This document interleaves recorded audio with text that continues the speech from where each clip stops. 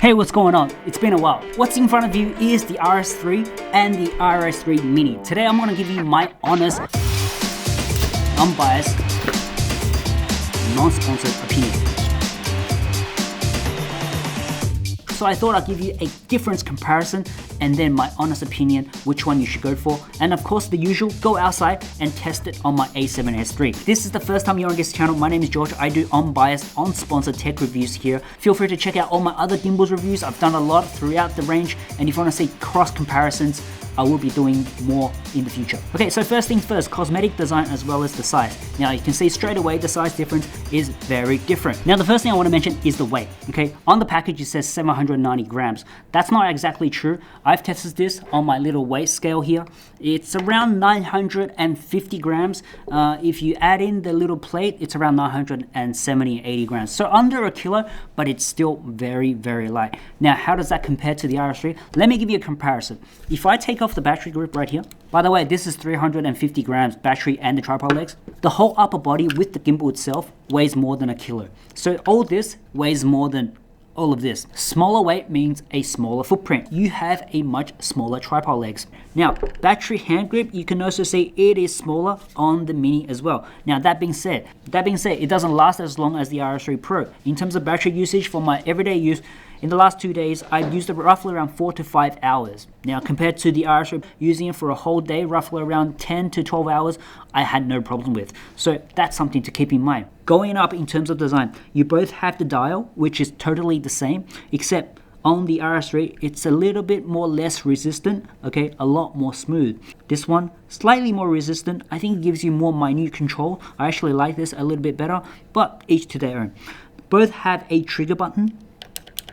This is a lot more clicky, whereas this one, a little more muted. Now to the side, the Mini has one NATO rail on the side, as you can see, whereas the RS has two NATO rails, one on this side and one on this side. So if you're using a left-right hand grip, you can use both rails, whereas on the Mini, you can only attach one attachment. There are a lot of cheap third-party handrails from Tilta, Small Rig, Falcon as well. So look it up and probably source one from secondhand as well. Looking on the side as well, you have a quick mode control button on the RS3, which you don't have on the Mini. Now, in terms of the front, you have a different screen size. It is obviously bigger on the RS3, but I was totally fine with the screen on the RS3 Mini, okay? You can still see very clearly the interface, the menu is exactly the same. Button layout is also the same, but you do have a slightly bigger button on the RS3, whereas on the Mini, it's a little bit smaller. Another difference is the battery on the RS3 is detachable, so if you do run out of battery and you want to detach or replace, that's something you can do, but this is not available on the Mini. This is all one unibody, so anything wrong with the battery, you need to send the whole unit back to replace. Let's move up here. Gimbal design, well, I think the RS3 has a better material. This is more of a composite alloy. You know, it's very good quality, very smooth edges, and very thick, and a lot of clearance. Whereas on the Mini, you can see this is very small. This is just pure, I think, alloy.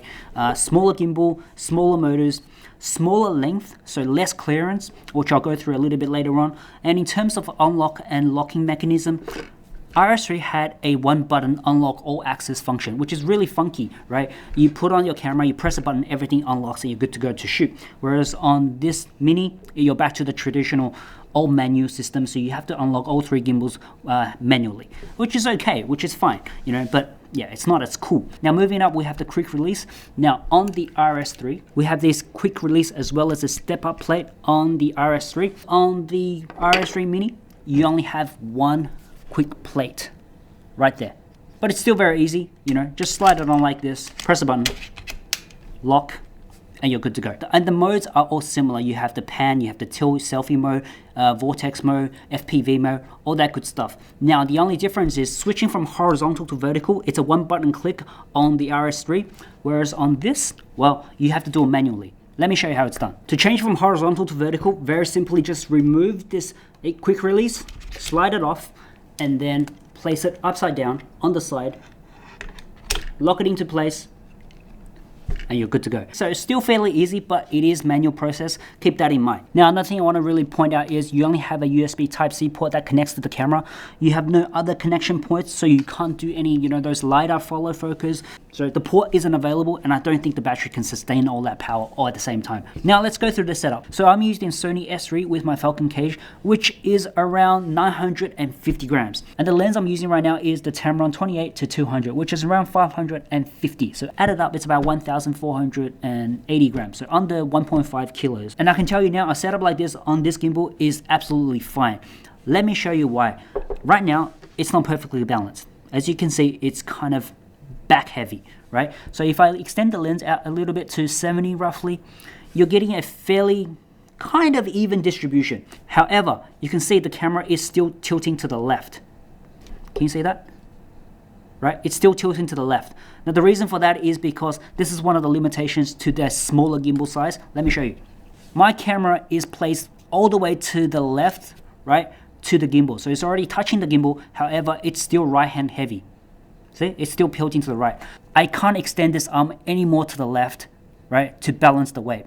I just can't do that. So unfortunately, if you have a really wide camera like a BMPCC, and you're really left side heavy, right, and your camera is tilting to the one side, you have a clearance issue, unfortunately. The second thing I want to draw out is that if you're using a really big lens, so maybe something like this, right, this is fairly long, it's going to touch the bottom regardless. However, turning around, clearance is all fine.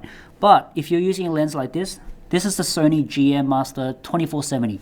It's around 900 grams or so. It's really heavy and it's really front heavy. So I tried this on with this setup, it doesn't work, okay? The size doesn't fit, the weight you can't balance, right? And you are gonna hit your EVF cover, so you have to take off your rubber eyepiece for it to rotate, okay? Otherwise it's gonna hit the back. Even though this is not balanced correctly, let me show you why, okay? Turn it on. There you go. Okay, I'm in pan tilt follow right now, and it's absolutely fine. Now the motor is on slow, let's turn it up to medium. Okay. Now if I go to lock mode, okay, not a problem. In fact, it's so not a problem, let me show you this. I'm gonna go to 28, right? Do the same thing, right? Not a problem, no shakes whatsoever. Let's go all the way around. Okay, and then let's do something a bit crazy. This is 200. Remember, this is not pre-balanced. This is not 100% balanced to perfection. And let's try. Okay, let's go down.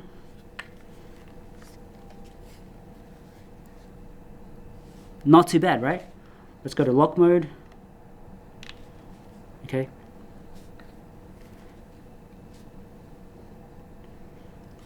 Let's go back up. Pretty impressive. Now, sometimes I do get the occasional jitter, and sometimes it doesn't follow me. Now, if I go to FPV mode, yeah, let me show you something. If I go too quick, there's a bit of jitter in terms of the rotation, okay? And if I go to left and right, look, I'll show you. Can you see that? There's a sudden jolt. See that? So it's not as smooth, depending on the angle and how you use it. If you do it slowly, it's fairly smooth. But the good thing about DJI's algorithm is double click and it reverts back itself. And that's really good. And you don't have to shut it off. You can continue shooting just like that. I really like that feature, and I really like the capabilities of this gimbal with such a big, unbalanced camera setup. Okay, now that being said, let's go outside. We're gonna do the same test that I do with all my gimbals. I'm gonna do the running and walking test on this setup, both at 28, 100, and even 200 millimeters, with the camera's in-body build stabilization turned on and off, just so some comparison. Now, why am I doing a 200? Now, being on a telephoto lens, I just want to exaggerate any shakes that they might have, but usually we don't go that far. But like I said, on my channel, I want to give the best, honest, unbiased opinion for all of my tech reviews. So stay tuned. Let's go outside.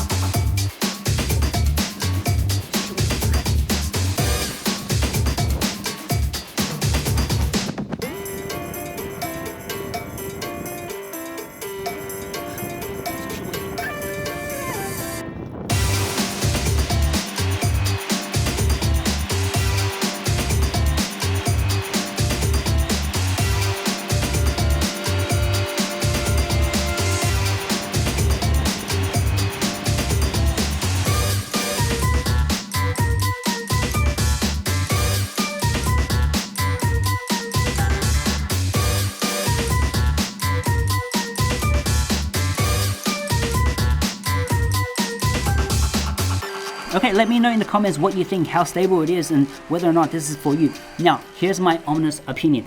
After using both of these gimbals, I have a lot of gimbals by the way, I'm definitely leaning towards the Mini, right? I don't need the automatic or longer functions. I don't need the bigger screen. I don't need the horizontal to vertical tilt with the one button click.